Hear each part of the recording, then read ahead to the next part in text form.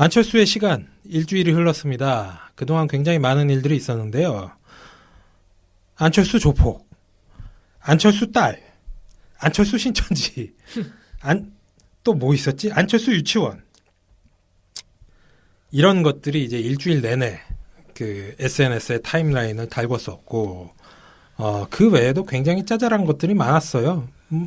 전혀 짜잘한 문제는 아니죠. 이 지금 얘기한 것들이 너무나 큰 문제였기 때문에 제가 상대적으로 짜잘한 것이라고 표현을 했는데, 당장 그 사드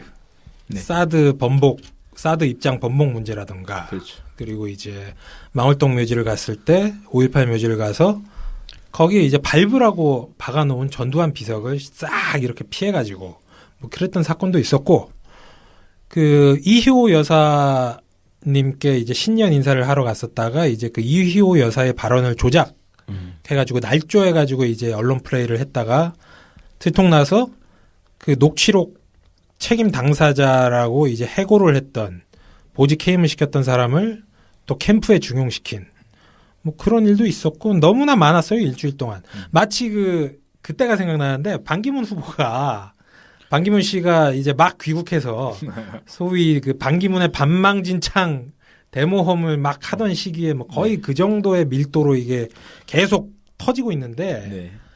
이게 어떻게 보면 지금까지 안철수 후보가 얼마만큼 비호를 받았는가, 검증 공세를 피하고 있었고, 그런데 이제 여론조사에서 수위를 올라가니까 여기저기에서 이제 검증 들어가는데 정말 속수무책이었던 거죠. 두 분께서는 요 일주일여 동안 있었던 그런 사태들 중에서 특별히 이제 기억 남거나 아니면은 상당히 분노했던 그런 거 있으시면 한번 얘기를 해보죠. 저부터 하겠습니다. 네. 안철수의 기존의 일주일간 행동 중에서 가장 짜잘한 거. 지하철 그 청년이랑 만나서 책 받은 사건. 아우. 정말 너무 짜잘하죠. 잡스럽다. 네. 진짜. 근데 그 잡스러운데 난 이게 제일 웃기더라고. 아니 그 전날 페이스북에 안철수 만날 거니까 질문할 거 있으면 얘기해 주세요 한 애가 정말로 안철수를 만나가지고, 네. 그러고 난 다음에 안철수는 책도 주고 서로 덕담도 나누고 그러고 헤어졌어.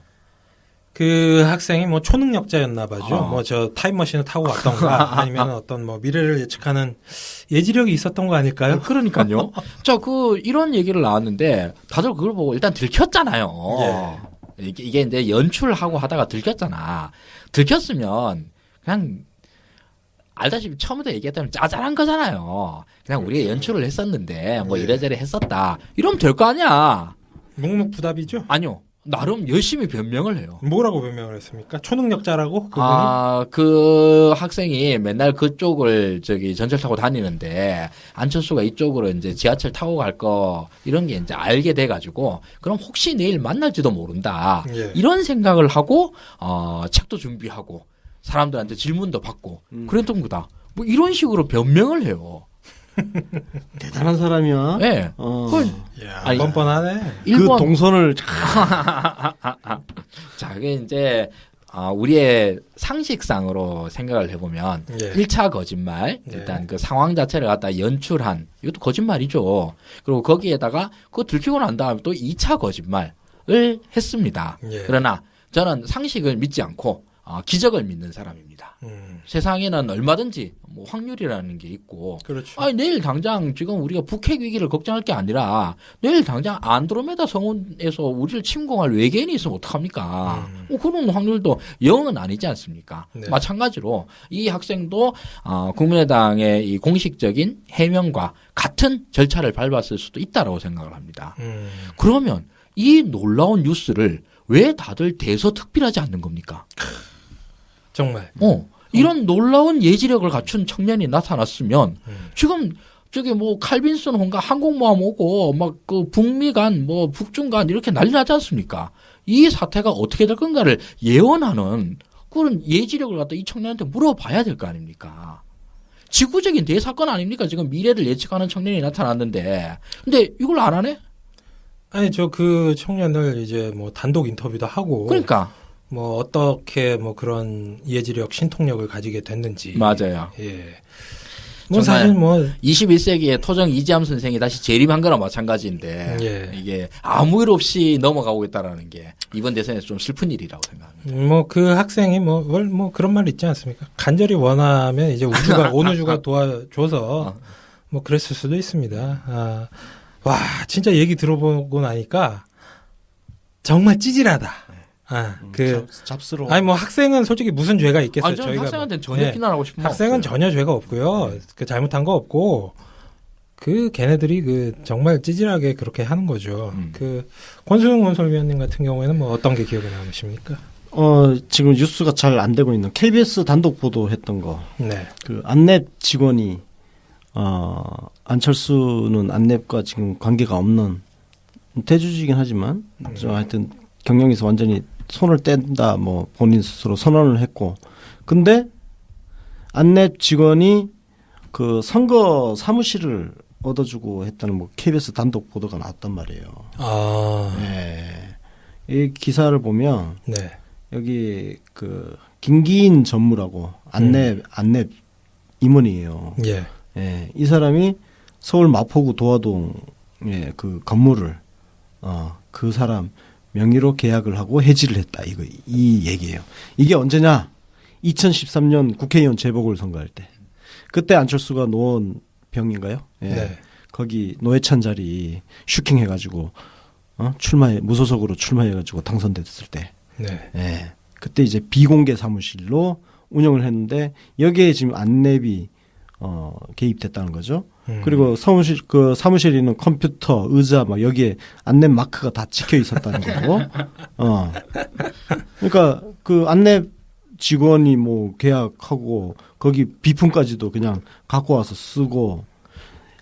이 문제는 우리가 그냥 일반적인 인간관계로 보면 충분히 그럴 수 있어요. 그죠?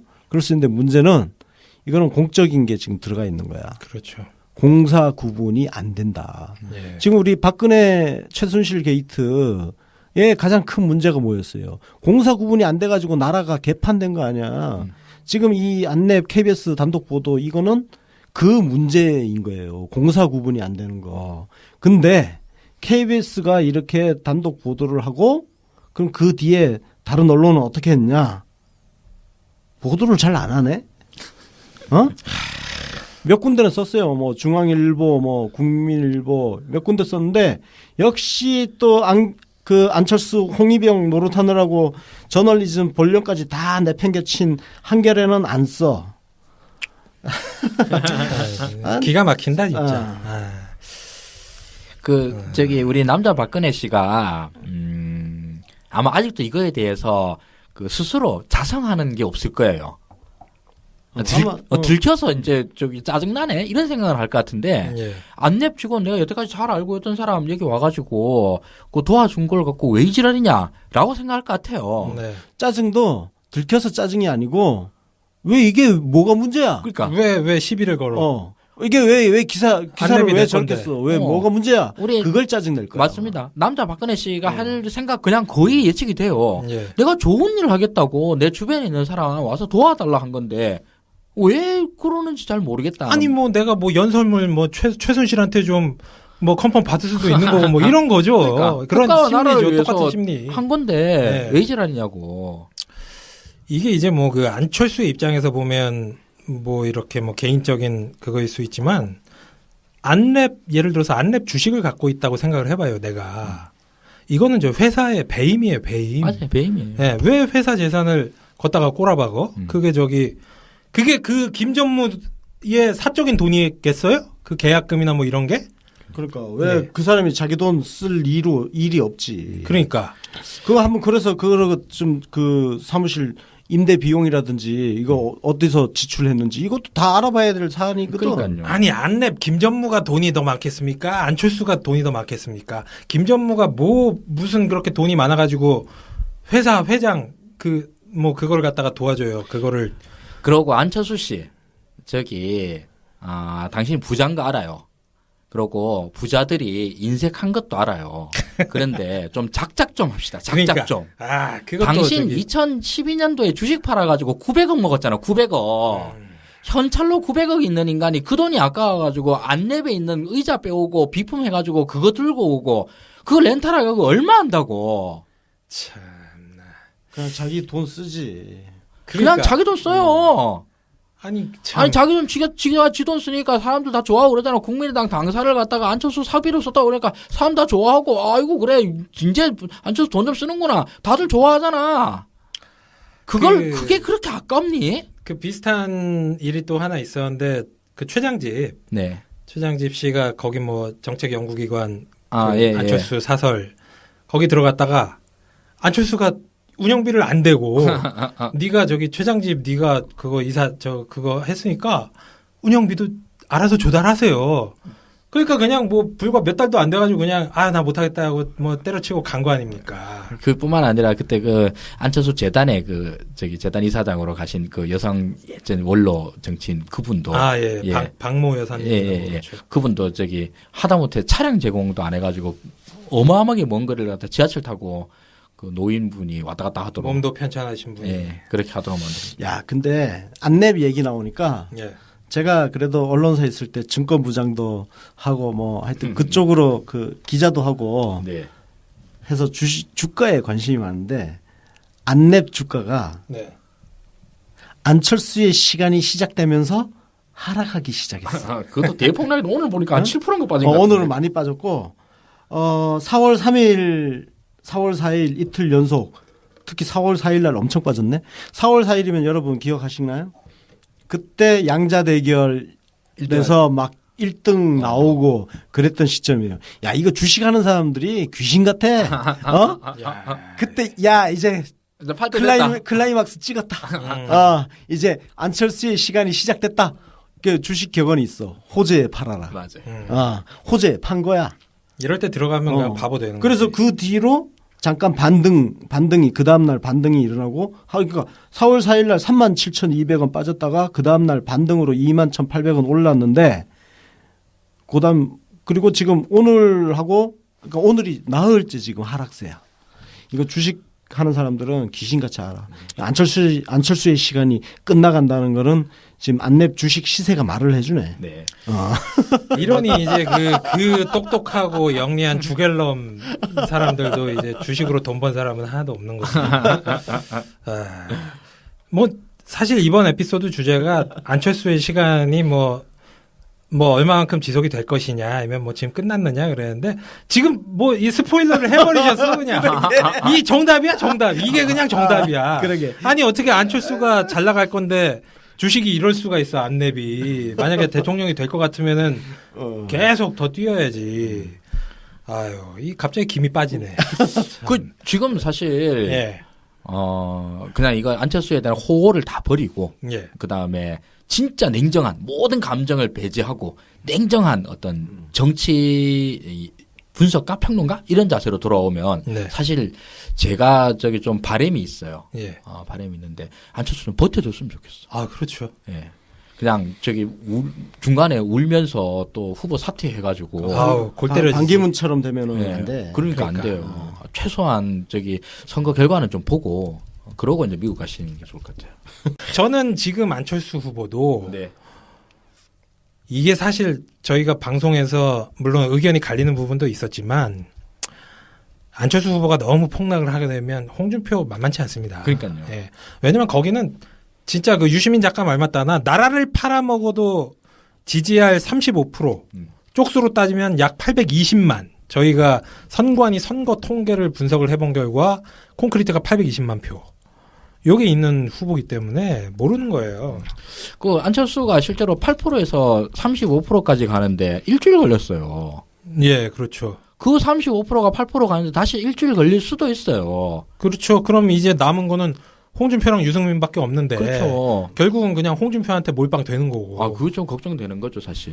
지금 현재 전국은 대선 국면은 당연히 이제 문재인의 독주 국면이고요. 그 다음에 여러 후보들이 도전하고 있는 겁니다. 근데 지금 다들 아시다시피 우리나라 대통령 선거는 상대다수 득표제이고요. 그러다 보면 국민들은 투표할 때 1등 할 가능성이 있는 후보한테 표가 몰릴 수밖에 없습니다. 그러니까 당연히 양강 구도로 정리가 돼요. 어떤 선거든지 간에 그렇죠. 요번 선거만 진짜 유달리 이상하게 문재인의 독주 국면들이 압도적이고 오래 가는 것일 뿐입니다. 그러니 당연히 기본적으로 전제로 깔려있는 그 대선의 운동판의 어떤 하나의 흐름은 양강 구도를 향한 움직임들이 에너지들이 계속 있어요. 예. 근데 문재인의 대항마가 누가 되느냐. 이게 계속 문제였던 거죠. 그래서 최초로 이제 문재인의 대항마로 호출이 된 사람이 반기문이었고, 그다음 황교안도 호출이 됐었고, 그러다가 이제 다 떨어져 나가고 이제는 이제 마지막으로 안철수한테까지 왔죠. 예. 안철수까지 왔는데 이게 무서운 게 뭐냐 하면 그 양강 구도를 형성하는 방법은 두 가지가 있습니다. 네. 첫째로는 그 정당 간의 연합에 의해서, 정당 간의 공식적인 연합에 의해서 여권 단일화를 하고 거기서 단일 후보가 선출되는 것이고, 그 다음 편에서는 그 사실상의 단일화라고 부릅니다. 공식적인 단일화에 대비했는 사실상의 단일화. 여권 지지 성향의 시민들이 진짜 아름아름으로 이심전심으로 저 새끼를 이번에 찍자라고 결집하는 거. 예. 이게 이제 사실 안철수한테로 모였죠. 그 전에 다른 후보들 돌아다니는 거. 무서운 건 지금 현재 국면에서 저는 무서운 건 사실상의 단일화 국면이 사실은 무섭습니다. 그리고 그 사실상의 단일화 국면에서 능력 있는 후보가 된다고 그러면 정말 비등비등한 승부를 각오해야 될 수도 있어요. 예. 그럼 안 무서운 건 뭐냐? 공식적인 단일화가 진짜 안 무서워요. 네. 왜냐하면 공식적인 단일화는 야권 단일화 하느라고 우리가 해봐서 알기 때문에 그렇습니다. 예. 안 돼요, 진짜. 단일화 협상하는데 진 다 빼고요. 그 와중에 지지자들 다 지쳐 나가 떨어지고 진짜 환멸을 느끼게 만들어요. 예. 우리 이번 선거하면서 이거 팟캐스트 하면서 낄낄대고 웃는 것 중에 하나가 야권 단일화 그 꼬라지 안 봐도 되기 때문에 진짜 즐겁게 보고 있는 편이거든요. 예. 그걸 위해서 저는 그 김종인 씨가 더불어민주당을 탈당하면서 자기가 빅텐트니 뭐 제3지대니 뭐 후보 연대니 이런 얘기를 할 때 저는 이분이 나가가지고 정말로 여당들한테 쭉 돌아다니면서 진짜 공식적인 여권 단일화를 위한 행보를 해 주시기를 진심으로 기대했어요. 근데 지가 출마를 했잖아. 그것도 마찬가지예요. 지가 출마를 하면서 예. 다른 사람들 자기 대선 출마자의 자격으로 여러 사람들을 공식적으로 모아가지고 그래서 한 군데 다 모아가지고 모으기만 모으면 그 다음부터는 당연히 아사리판이 완전 아사리판이 벌어지기 때문에 예. 그걸 진심으로 기대하고 이분의 역할들을 갖다가 거의 최초로 기대했었는데 그게 이제 무산됐죠. 그걸 못 견디고. 예. 그래서 저희가 지난 에피소드에서는 이제 그 수류탄 표현도 썼었습니다. 김종인 할배가 이제 뭐 저쪽에 단일화 수류탄을 던질 수도 있다. 근데 이제 그 기대는 이제 물 건너갔고요. 네, 맞아요. 지금 그 말씀하신 것 중에 그게 이제 사실 유권자에 의한 단일화인데 그게 이제 역대 선거마다 항상 이루어져 왔죠. 그 97년에 이인재 후보 같은 경우에도 지금 생각해 보면 뭐 이인재 후보 20% 얻은 게 되게 많아 보이지만 사실 이인재 후보는 선거 기간 직전까지 이회창 후보와 거의 엎치락 뒤치락 하던 후보였습니다. 근데 막판에 이제 이 조중동이랑 그쪽에서 이제 정리를 한 거예요. 정리를 하고 심지어는 그때는 이제 이인재 후보 쪽 지지자들이 중앙일보, 조선일보 쪽 가가지고 막 화형식 하고 그랬습니다.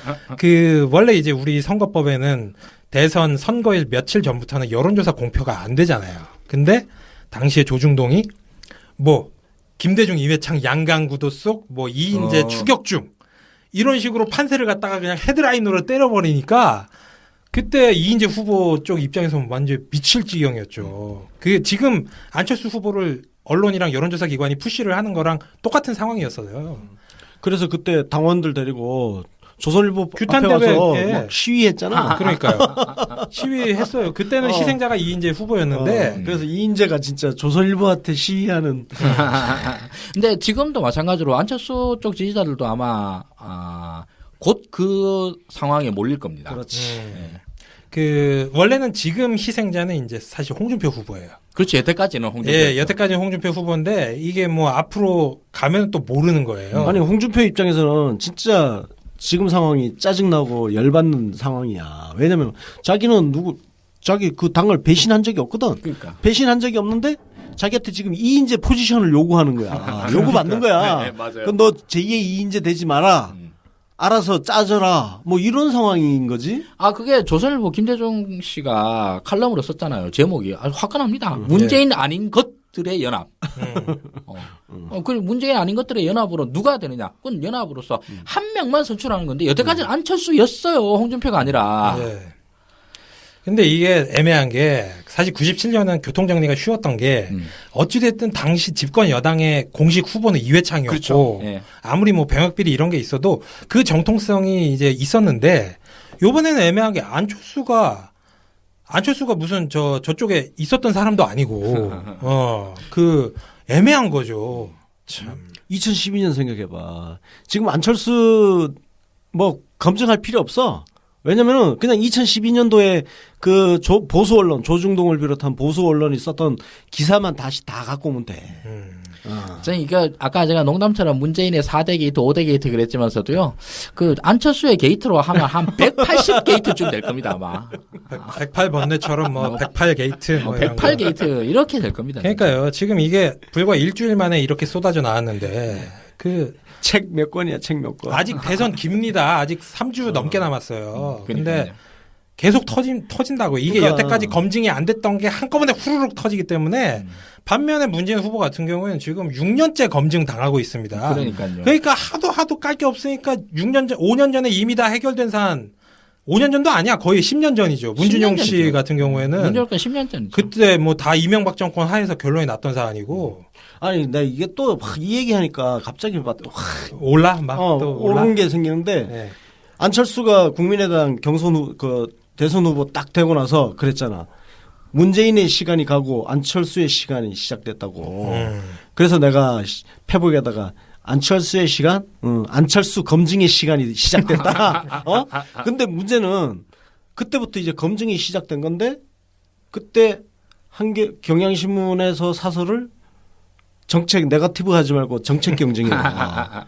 아니 이때까지 문재인은 검증을 받았는데 이제 안철수 검증을 해야 되는데 네거티브로 몰아버리네? 아니 씨발 격투기 하는데 12라운드까지 11라운드까지 지네들이 졸라게 주먹 날려놓고 12라운드 돼가지고 이제 우리가 때리려고 그러니까 폭력은 나빠 뭐 이런 식인 거예요. 어처구니가 없는 그리고 거지. 그 검증에 대해서 네거티브라는 굉장히 네거티브한 딱지를 딱 붙여놓고 이전 투구. 네, 맞아요. 그래서 이 뭐 대선 선거가 뭐라고 막 나 그 페북에 보면 그런 막 아유 선거판 더러워 어쩌고 하는 이런 진짜 못난 사람들 보고 있으면 우리 선비님들? 아니 원래 이건 당연한 거야. 이거는 소리 없는 전투예요. 당연 말로써 하는 전투야. 이 네거티브 전쟁에서 패배하면 트럼프 같은 대통령 만듭니다. 예. 아니 그리고 이거는 네거티브가 아니라 검증을 안 하면은 이건 검증의 의무예요. 당연한 거를 넘어서 의무인 게 우리가 박근혜를 대선 때 검증을 제대로 못 해가지고 지금 이 모양 이 꼴이 된 거예요 나라가. 그때 최순실, 최태민 이런 거 제대로 못 파헤치고 그래가지고 그때 언론 놈들이 입국 닫고 있고 그리고 새누리당의 김무성 지금 바른정당으로 싹 다 도망친 것들. 김무성, 유승민 이런 것들이 그거 몰랐겠습니까? 특히 이명박 이거 다 알고 있으면서 딱 입쳐닫고 있었던 거 아니야. 그러면서 국정원까지 다 동원시키고. 아니 뭐 이명박이야 뭐 그 당사자니까 뭐 그렇다 치고. 곧 이명박의 시간도 올 겁니다. 이명박의 시간도 얼마 안 째깍째깍 돌아가고 있습니다. 그러니까 그 거꾸로 매달아도 저 시계는 가네요. 네거티브 이전 투구 싫어하는 우리 경향신문에 저도 제안 하나 말씀드릴게요. 너건 하지 마. 너건 하지 말고 너건 정책만 해. 정책 열심히 해. 나 안 말릴게. 정책 열심히 해. 네 하나 없다고 해서 뭐 큰일 안 생기니까 너가 하기만 해봐라. 네거티브니 나발이니 검증이니 이런 거 하기만 해봐라. 참 그러고 보니까 이번에 한겨레가 워낙에 아싸하게 진짜 막 빨개 벗고 난리를 치니까 상대적으로 경향이 뭐 이렇게 약간 큰 문제가 없는 듯한 상대적으로. 예. 근데 그렇다고 또 잘하고 있는 건 아니고 그냥 이제 좀 몸을 사리는 뭐 그런 느낌이 들긴 해요. 예. 아니야. 그거 자체가 굉장한 반칙이지. 예. 이제 안철수 검증의 시간이 시작됐는데 그때 네거티브 하지 말고 정책 경쟁하라. 이거는 그 검증을 하지 말라는 이야기잖아. 그러니까. 그 자체가 반칙이지. 그래서 너가 제대로 능력이나 되면 우리도 정책이나 얘기하겠어요. 근데 니네들이 정책에 대해서 뭐 언제 얘기를 하고 언제 아니 관심을 어제 가졌다고. 단설 병설 나온 거 그것도 정책이잖아. 그게 정책이죠. 그 정책에 당연히 대해서 정책이죠. 누군 뭐 했는데 진짜. 네. 야, 그러면서 네거티브는 지들이 하더라. 무슨 네거티브인 줄 알아? 예. 저 10일인가? 그때 그 국군 기무사령부 출신 그 장군 출신들 영관급 출신들 22명이 문재인 지지 선언을 했어요. 예. 성명서. 대한민국 안보를 생각할 때 예. 문재인이 안보 대통령으로 적합하다 해가지고 그 막 별 2개짜리 소장들부터 해가지고 지지 선언을 했단 말이야. 근데 경향신문이 이걸 까네? 왜냐면 뭐 정치적 중립성 운운하면서 아니 군대 제대한 사람이 정치적 중립 지켜야 되는 거야? 누구나 지켜라 이 새끼야. 무슨 현직 장성이 지지선. 그러면은 뭐 그러니까 현직 장성이 아니잖아. 예비역이잖아. 예비역이 무슨 정치인 지지 선언하는데 무슨 정치적 중립성을 미친 것들 아니야? 경향 누구나 좀 정책. 그게 네거티브야. 그게. 그렇죠. 흑색 선제. 그게 네거티브라고. 말도 안 되는 거를 말이 되는 것처럼 구라를 치는 게 네거티브지. 어디서 네거티브하고 자빠졌어요. 근데 진짜 이거 안철수는 이게 뭐 게이트가 너무 많다 보니까 우리가 좀 차분하게 정리를 해야 될 텐데. 네. 이거 뭐 하다 보니까 이거 나오고 저거 나오고 해가지고. 정리하고 있는 와중에 뭐가 또 나오죠. 그러니까요. 네. 맞다 그거 이런 식으로. 근데 그냥 우리 그 정리하기 전에 안철수의 시간이 번개불에 콩밥과 먹듯이 휙 지나갈 것 같아가지고. 그러니까 저는 솔직히 뭐 지금 시점에서 이 방송 들으시면 뭐 한가한 소리 하는 이런 말씀 하는 분들이 있을지도 모르겠지만은 저는 진짜로 이게 결국 이게 반문재인 정서나 반문재인 표가 안철수 셔틀을 거쳐서 홍준표한테 할지도 모른다는 게 뭐 사실 홍준표로 가. 걱정이 되는 거고. 가게 되면 이제 2인제 포지션이 예. 이제 홍준표에서 안철수로 넘어가지. 그러니까. 그러면 그때 그 시점부터 이제 조중동의 융단 폭격이 이제 왜 죽이려면 확실하게 죽여야 표를 저쪽에 확 몰아줄 수 있거든. 그렇죠. 이쪽으로 표 갈리면 안 되니까. 이 뭐 한 1, 2주 후면 우리가 여태까지는 이제 시민들이 안철수를 검증을 했었는데 이제는 진짜 안철수 그렇게 완전히 그냥 뭐 되는 모습 보면서 멘탈 부서지는 거 네. 구경할 날이 저거 후보 사퇴 하면 안 되는데 막 이래야 될 날이 올 수 있어요. 그러니까 이게 저기 후보 사퇴 아니고 여권의 보수 대연합 이게 예. 아까 2개 얘기했지 않습니까? 예. 3대 연합으로 멘탈 붕괴로 인한 예. 눈물의 보수 대연합이 이루어지면 어떡하나. 예. 안철수가 울면서 또 뭐 그쪽 손 들어줄 수 있어. 그러니까요. 이게 이제 무서운 게 뭐냐면은 사실 네거티브 라는 표현을 계속 씁니다만 네. 검증에 취약한 거는 안철수 같은 후보가 검증에 취약하지 완전 쥐약이에요. 그렇죠. 그래서 반기문 후보가 그렇게 한 방에 훅 간 거고 하여튼 새롭게 떠오르거나 뭐 이렇게 뭐 좀 여도 야도 아닌 애들이 검증 공세에 취약한 거지 이명박이나 홍준표 이런 애들한테 검증해봤자 사람들이 기대하는 게 없기 때문에 맞아요. 사실 그때 되면 우리가 난감을 한 게 만약에 이게 홍준표랑 양자구도가 되잖아요. 네. 우리 그때는 졸라 포지티브 방송해야 된다? 그럼. 맞아. 왜냐면은 그거는 홍준표는 아무리 까도 이게 뭐 안 맥혀. 근데 이제 트럼프처럼 뻔뻔하게 그래서 뭐 어쩌라고 막 이렇게 어쩌- 내버리면 벙찌잖아. 당할 수가 없어. 당할 수가 없기 때문에 우리는 그때 되면 진짜 무슨 정말 포지티브 캠페인, 포지티브 방송해야 돼. 그럼 사실 우리가 그게 강점이 아니거든요. 그러니까요. 우리가 그때 참 약점인데. 그러니까 까는 우리는 게 원래 이게 적성이 개백정인데 손에 피 묻히는 게 전공인데 홍준표가 되면 우리 뭐 하여튼 그래도 홍준표 까야지 뭐. 우리 적성대로 해야지. 방송에서 홍준표 까고 우리는 이제 뭐 그 방송 안 하는 때는 그냥 막 영업하는 거야. 저 길거리 나가가지고 뭐 삼보일배라도 하면서 뭐 그렇게 해야 되는 거야. 근데 안철수 같은 경우에는 이렇게 뭐 팟캐로 까고 페북으로 까고 트위터로 까고 그러면은 푹푹 쭉쭉 빠진다? 맞아요. 반기문 후보가 그랬어요. 반기문 후보 그때도 언론에서 나서서 검증하고 깐 게 아니라 SNS에서 융단 폭격가하니까 1, 2주 만에 그냥 뭐 10% 이하로 뚝 떨어진 거예요. 그러니까 이게 사실은 우물 아니기도 하고요. SNS 뭐 팟캐스트가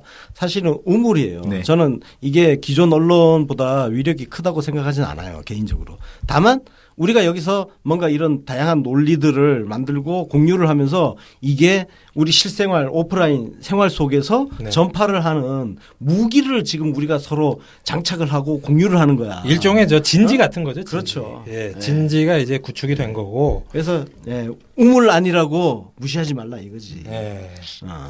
그 저 당장 이렇게 보이는 게 예를 들어서 최근에 JTBC 뉴스룸 같은 경우에 사실 JTBC 뉴스룸 그리고 손석희 사장이 탄핵 국면에서 거의 국민적 영웅 대접을 받았다가 최근에 뭐 공교롭게도 홍석현 씨가 이제 그 사퇴를 하고 대선 출마 의지 또는 현실 정치 개입 여부를 밝힌 다음부터 뭐가 좀 이상해. 그 전에 뉴스룸이 아니고 그 전에 JTBC가 아니야. 그랬었는데 융단 폭격을 가했습니다. 그러고 시청률이 작살났지. 작살이 났죠. 7%대에서 2%대까지 떨어졌으니까 오. 어마어마한 거야. 예, 완전히 그냥 거의 망하기 직전까지 간 거예요. JTBC가. 그러니까 그 직후에 다시 논조가 바뀌더라고요. 이게 무서운 점입니다. 이게 말 그대로 시민 주권 운동인 그렇지. 거예요. 시민이. 지금 우리가 하고 있는 것도 시민 주권 운동이에요. 예. 네. 그 주권을 찾고 이게 일종의 소비자 권리 찾기 운동입니다. 네. 예. 그 예를 들면은 손석희 사장 얘기가 나왔으니까 그런데 홍준표가 JTBC 나가가지고 완전 작살이 났잖아요. 이걸 지금 방송이라 하고 있나? 완전 초대형 방송 사고죠. 네, 방송 사고 수준으로 나갔는데 아무 변화 없음. 그걸로 인해 가지고 홍준표 타격 1도 없음. 아니 내가 볼 때는 만약에 저 그 보수층 지지자가 그 방송 봤으면 되게 홍준표에 대한 호감 높아졌을 것 같은데요. 카타르시스 느꼈어요. 오히려. 예. 왜냐면은 예. 지금 뭐 사실 박근혜 탄핵되고 하면서 기죽어 있잖아. 예. 기죽어인데 홍준표 가서 막 뻔뻔스럽게 그냥 큰 소리 뻥뻥뻥 치고 하면 그 기죽어 있던 게 뭔가 좀 확 풀리면서 대리 만족 시켜준 거예요. 그러니까요. 대리로 자기가 홍준표가 가가지고 손석희한테 완전히 그냥 우리가 보기에는 되게 추하지만 근데 똑같이 홍준표처럼 똑같이 했는데 안 좋은 사람이 있어. 박지원? 박지원. 박지원도 JTBC 가가지고 손석희 막 질문 거의 뭐 못하게 할 정도로 느물느물 뭐 그렇게. 느물느물이 아니야. 네. 그냥 막 좀 따지듯이 막 자기 할 말 막 했는데 예. 우리 요건 다 먹었죠. 박지원 대표는 앞으로 열심히 더 그렇게 자기 이야기 열심히 하고 다녔으면 좋겠어. 내가 볼 땐 안철수 최고의 네거티브는 박지원 대표가 지금 하고 있어. 왜냐면은 사람들이 바깥에서 볼 때 지금 대통령 후보가 안철수인지 박지원인지 헷갈려. 맞아요. 아니 지금- 뭐 열일을 해주고 있죠 박지원 씨가. 지금도 우리 똑같은 더불어민주당으로 비교를 해보면 추미애 대표가 전면에 나선 일이 없어요. 지금은. 그러니까 조용하지. 지금은 후보의 시간이니까 당 대표는 그 말 그대로 백업 서포트 역할을 하는데 충실하고 있어요. 원래 이게 정상적인 거 아니야. 지금 우리 박지원 대표는 어디 하나 마이크 하나 더 들이밀려고 진짜 맨날 그러고 있으니. 아니 심지어 예.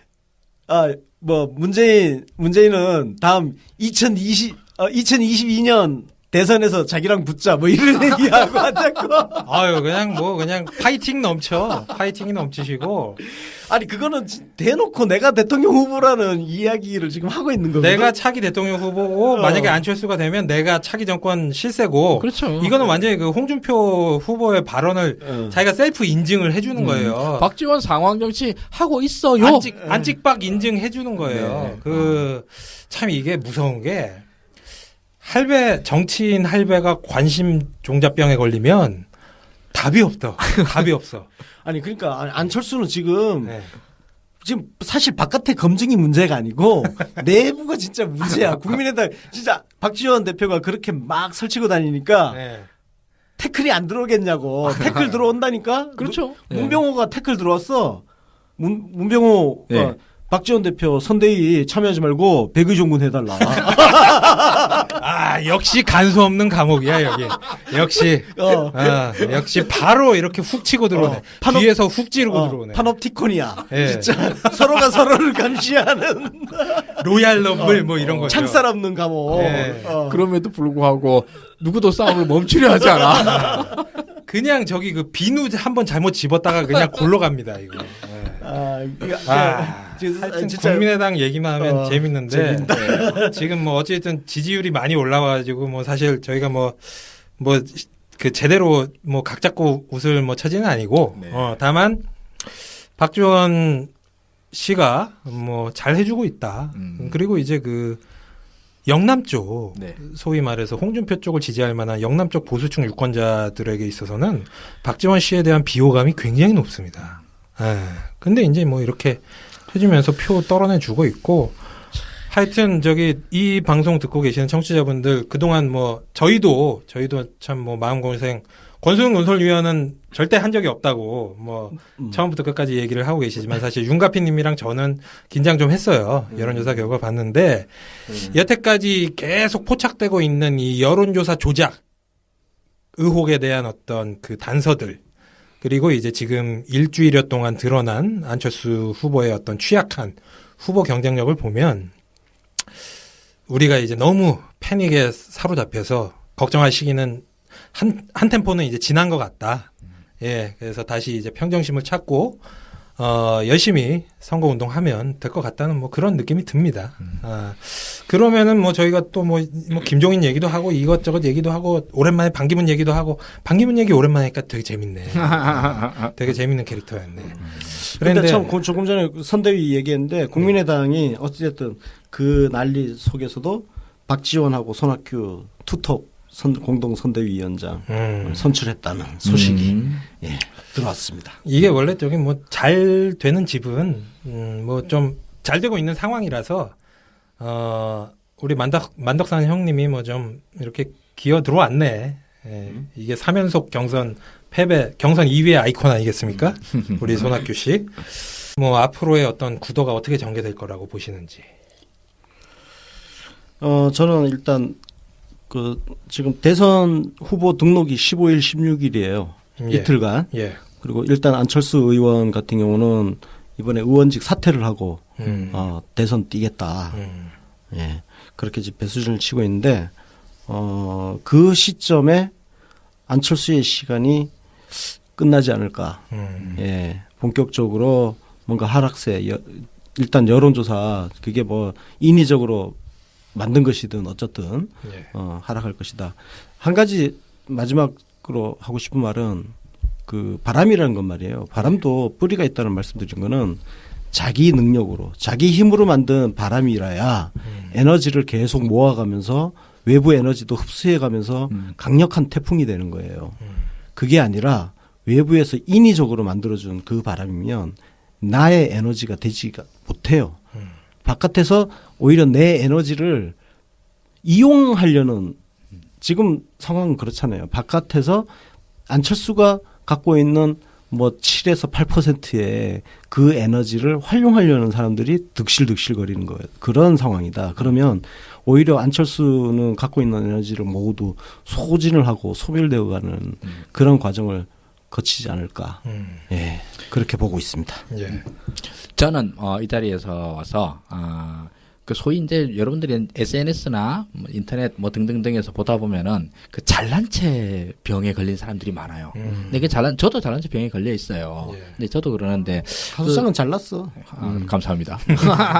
근데 이 사람들이 이제 나름 재밌게 할 수도 있는데 참 꼴보기 싫은 것 중에 하나가 누구를 까면서 이렇게 저 새끼보다 내가 더 잘났으니까 내 잘난 걸 알아줘. 뭐 이런 마인드들이 보이는 애들이 사실은 뭐 거의 대부분이에요.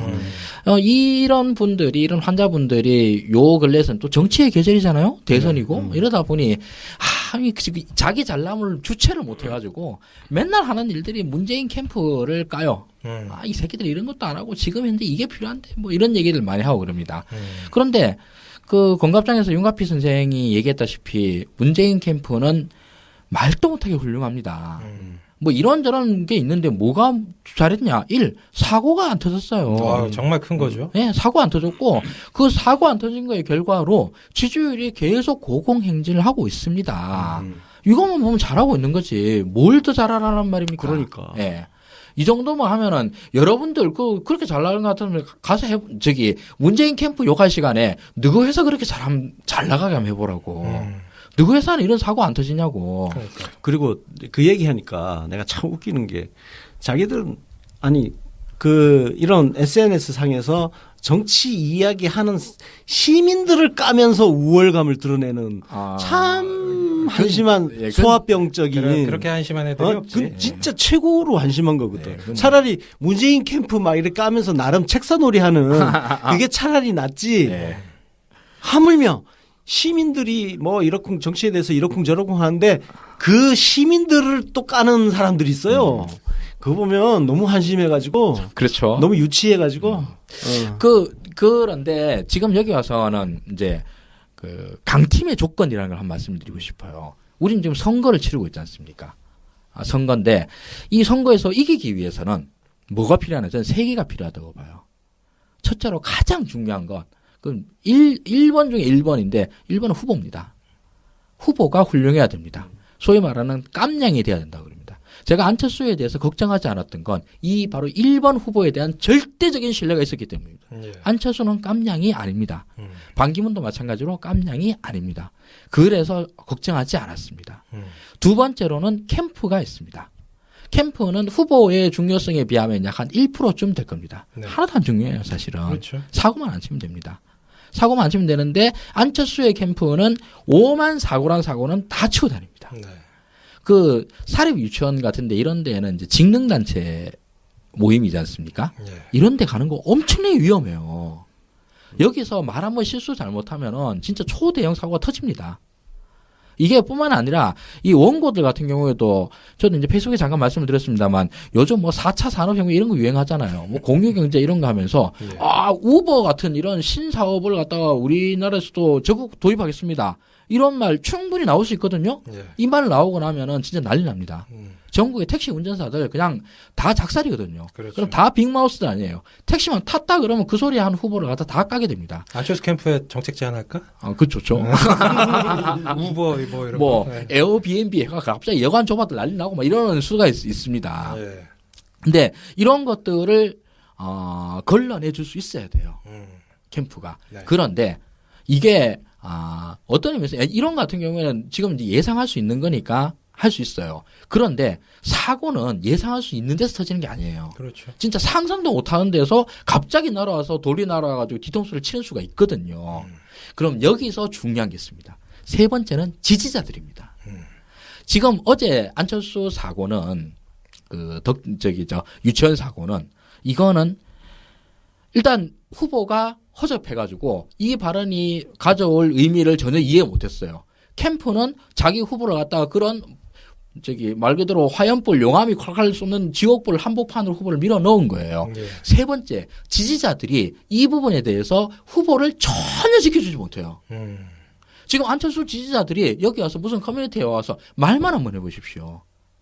완전 다 작살이 나죠. 지금 실제로 몇 명이 네. 뭐 맘카페 같은 데 가서 되도 않는 소리 하고 있다가 작살이 나고 있습니다. 작살이 나죠. 실제로. 진짜 그 양반들 끝나고 난 다음에 이번 선거 끝나고 난 다음에 꼭 정신과 상담 같은 거 받으면서 치유의 시간을 좀 가지셔야 될 겁니다. 말 그대로 심리적 상처를 많이 받으실 거예요. 예. 그런데 이런 같은 경우 우리 후보도 마찬가지예요. 모든 대선은 평탄하게 가지는 않을 겁니다. 이번 대선도 그렇죠. 마찬가지고 우리도 우리가 예상하지 못했던 어떤 이상한 사고가 터질 수 있어요. 이때 그 사고를 갖다가 최대한 빨리 수습해 주는 것은 지지자들의 역할이에요. 예. 우리는 그래서 한 팀이거든요. 후보도 한 팀이고 캠프도 한 팀이고 지지자도 한 팀이에요. 예. 이 세 개의 그 요소들이 뭉쳤을 때 이긴다고 보는데 저는 그래서 승리를 확신하고 있습니다. 예. 우리는 역사상 대한민국 정치 역사상 최강의 강팀이에요. 지금 후보, 캠프, 지지자 모두 다 굉장히 훌륭합니다. 예.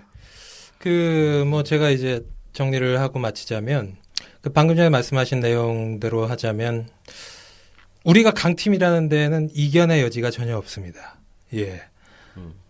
저는 되게 감동적인 순간이 있었는데, 너무 많지만, 그 중에 최근에 떠오르는 장면을 얘기를 해보자면, 문제의 KBS 조작 여론조사가, 사실 우리 정도 되면은, 엠바고라고 붙여져가지고 다 정보가 입수가 됩니다. 예, 다 알고, 다 눈 가리고 아웅하는 거예요. 다만 우리가 발설을 안 할 뿐이지. 그거를 하면 위법이니까. 그리고 도의도 아니고. 하지만 다 알고 있는데, 이게 나도 알고 저 사람도 아는지는 전혀 몰라요. 내가 안다고 해서 하성주 소장님이 안다고는 모르는데, 거의 동시에 페북 뉴스피드에 오늘 여론조사 발표될 것인데 절대로 동요하지 마시라고. 이게 거기에서 저는 이제 집단 지성의 힘을 받고 우리가 한 팀이라는 걸 느꼈던 거죠. 그리고 이 안철수의 시간 일주일 동안 우리 지지자들 그리고 당원 동지들 그리고 시민들이 보여준 이 정말 약속도 안 했고 조직도 없고 누가 오더 내리는 것도 아닌데 일사불란하게 정말 한마음 한 팀으로 한 뜻으로 움직이는 걸 보면서 자신 있다. 이길 수 있다. 이런 마음을 가지고 앞으로 쭉 갔으면 좋겠고요. 저희가 뭐 어찌됐든 지금 뭐 여기 스튜디오 사정도 있고 해서 마지막으로 뭐 짧게 인사 한 말씀 드리고 그 정리를 하도록 하겠습니다. 네. 안철수의 시간 곧 끝납니다. 예. 소장님. 이제 우리 시대가 옵니다. 예. 라임 좋다. 예. 앱 주가가 네. 안철수의 시간이 시작되면서 하락하기 시작했어. 그것도 대폭락이 오늘 보니까 한 7%인가 빠진 것 같은데. 오늘은 많이 빠졌고 4월 3일, 4월 4일 이틀 연속 특히 4월 4일 날 엄청 빠졌네. 4월 4일이면 여러분 기억하시나요? 그때 양자 대결에서 막 1등 나오고 그랬던 시점이에요. 야, 이거 주식하는 사람들이 귀신 같아. 그때 야 이제 클라이막스 찍었다. 이제 안철수의 시간이 시작됐다. 그 주식 격언이 있어. 호재에 팔아라. 맞아요. 호재 판 거야. 이럴 때 들어가면 그냥 바보 되는 거지. 그래서 그 뒤로 잠깐 반등이 그 다음 날 반등이 일어나고 그러니까 4월 4일 날 37,200원 빠졌다가 그 다음 날 반등으로 21,800원 올랐는데 그다음 그리고 지금 오늘하고 그러니까 오늘이 나흘째 지금 하락세야. 이거 주식 하는 사람들은 귀신같이 알아. 안철수의 시간이 끝나간다는 거는 지금 안랩 주식 시세가 말을 해주네. 네. 이러니 이제 그 똑똑하고 영리한 주갤럼 사람들도 이제 주식으로 돈 번 사람은 하나도 없는 거지. 뭐 사실 이번 에피소드 주제가 안철수의 시간이 뭐 얼마만큼 지속이 될 것이냐, 아니면 뭐 지금 끝났느냐 그랬는데 지금 뭐 이 스포일러를 해버리셨어 그냥. 이 정답이야 정답. 이게 그냥 정답이야. 그러게. 아니 어떻게 안철수가 잘 나갈 건데 주식이 이럴 수가 있어 안랩이. 만약에 대통령이 될 것 같으면은 계속 더 뛰어야지. 아유, 이 갑자기 김이 빠지네. 그 지금 사실 예. 그냥 이거 안철수에 대한 호호를 다 버리고 예. 그 다음에 진짜 냉정한 모든 감정을 배제하고 냉정한 어떤 정치 분석가 평론가 이런 자세로 돌아오면 네. 사실 제가 저기 좀 바람이 있어요. 예. 바람이 있는데 안철수는 버텨줬으면 좋겠어. 아, 그렇죠. 예. 그냥 저기 중간에 울면서 또 후보 사퇴해가지고 아우, 골 때려지지. 반기문처럼 되면은 예. 안 돼. 그러니까 안 돼요. 최소한 저기 선거 결과는 좀 보고 그러고 이제 미국 가시는 게 좋을 것 같아요. 저는 지금 안철수 후보도 네. 이게 사실 저희가 방송에서 물론 의견이 갈리는 부분도 있었지만 안철수 후보가 너무 폭락을 하게 되면 홍준표 만만치 않습니다. 그러니까요. 예. 왜냐면 거기는 진짜 그 유시민 작가 말 맞다나 나라를 팔아먹어도 지지할 35% 쪽수로 따지면 약 820만. 저희가 선관위 선거 통계를 분석을 해본 결과 콘크리트가 820만 표. 여기 있는 후보기 때문에 모르는 거예요. 남자 박근혜 씨가 할 생각 그냥 거의 예측이 돼요. 예. 내가 좋은 일을 하겠다고 내 주변에 있는 사람 와서 도와달라 한 건데 왜 그러는지 잘 모르겠다. 아니 뭐 내가 뭐 연설문 뭐 최순실한테 좀 뭐 컨펌 받을 수도 있는 거고 뭐 이런 거죠. 그러니까 그런 나라를 심리죠. 위해서 똑같은 심리. 한 건데 네. 왜 지랄이냐고. 이게 이제 뭐 그 안철수의 입장에서 보면 뭐 이렇게 뭐 개인적인 그거일 수 있지만 안랩 예를 들어서 안랩 주식을 갖고 있다고 생각을 해봐요. 내가 이거는 저 회사의 배임이에요. 배임. 맞아요, 배임이에요. 네, 왜 회사 재산을 걷다가 꼬라박어? 그게 그 김전무의 사적인 돈이겠어요? 그 계약금이나 뭐 이런 게? 그러니까 왜 그 사람이 자기 돈 쓸 일이 없지. 그러니까 그거 한번 그래서 그거 좀 그 사무실 임대 비용이라든지 이거 어디서 지출했는지 이것도 다 알아봐야 될 사안이거든. 그러니까요. 아니 안랩 김전무가 돈이 더 많겠습니까? 안철수가 돈이 더 많겠습니까? 김전무가 뭐 무슨 그렇게 돈이 많아가지고 회사 회장 그 뭐 그걸 갖다가 도와줘요. 그거를. 그러고 안철수 씨 저기 당신이 부자인 거 알아요. 그러고 부자들이 인색한 것도 알아요. 그런데 좀 작작 좀 합시다. 작작 그러니까. 좀. 그것도 당신 저기. 2012년도에 주식 팔아가지고 900억 먹었잖아. 900억. 현찰로 900억 있는 인간이 그 돈이 아까워가지고 안랩에 있는 의자 빼오고 비품 해가지고 그거 들고 오고 그거 렌탈하고 얼마 한다고. 참나. 그냥 자기 돈 쓰지. 그냥 자기 돈 써요. 아니 참. 아니 자기 돈 지가 지 돈 쓰니까 사람들 다 좋아하고 그러잖아. 국민의당 당사를 갖다가 안철수 사비로 썼다고 그러니까 사람 다 좋아하고 아이고 그래 이제 안철수 돈 좀 쓰는구나. 다들 좋아하잖아. 그걸 그게 그렇게 아깝니? 그 비슷한 일이 또 하나 있었는데 그 최장집 네. 최장집 씨가 거기 뭐 정책연구기관 예, 안철수 사설 거기 들어갔다가 안철수가 운영비를 안 대고 네가 저기 최장집 네가 그거 그거 했으니까 운영비도 알아서 조달하세요. 그러니까 그냥 뭐 불과 몇 달도 안 돼가지고 그냥 나 못하겠다 하고 뭐 때려치고 간 거 아닙니까? 그뿐만 아니라 그때 그 안철수 재단의 재단 이사장으로 가신 그 여성 예전 원로 정치인 그분도 박모 여사님 그렇죠. 그분도 하다못해 차량 제공도 안 해가지고 어마어마하게 먼 거리를 갖다 지하철 타고 그 노인분이 왔다 갔다 하도록 몸도 편찮으신 분이 그렇게 하도록 야 근데 안랩 얘기 나오니까. 제가 그래도 언론사에 있을 때 증권부장도 하고 뭐 하여튼 그쪽으로 그 기자도 하고 해서 주가에 관심이 많은데 안철수의 시간 일주일이 흘렀습니다. 그동안 굉장히 많은 일들이 있었는데요. 안철수 조폭, 안철수 딸, 안철수 신천지, 또 뭐 있었지? 안철수 유치원